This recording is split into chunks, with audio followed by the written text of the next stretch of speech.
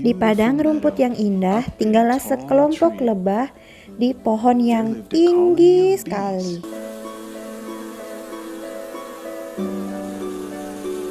Semua lebah berteman. Ketika mereka terbang bersama, terkadang mereka tidak sengaja bertabrakan.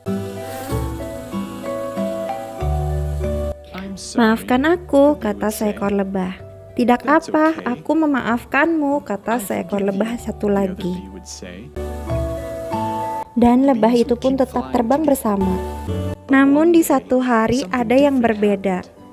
Dua ekor lebah saling bertabrakan. "Maafkan aku," kata lebah yang pertama.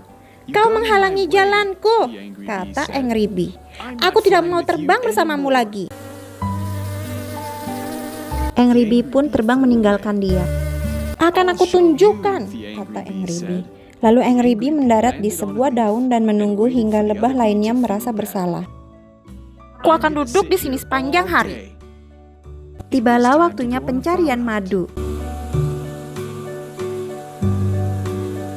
Semua lebah pergi mencari bunga bersama. Tapi tidak dengan Angry Bee. Dia tetap duduk dengan marah di atas daun. "Aku akan tunjukkan," kata Angry Bee. "Aku akan duduk di sini sepanjang hari." Tibalah waktunya perlombaan lebah. Mereka terbang secepat mereka bisa dan mereka merasa senang. Tapi tidak dengan Angry Bee. Dia tetap duduk dengan marah di atas daun. "Akan aku tunjukkan," kata Angry Bee. "Aku akan duduk di sini sepanjang hari."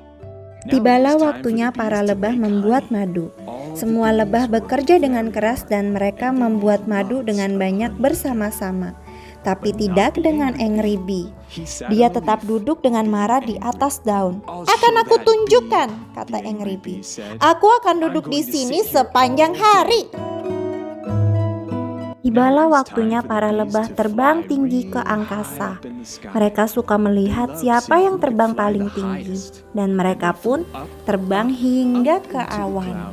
Tapi tidak dengan Angry Bee. Dia tetap duduk dengan marah di atas daun.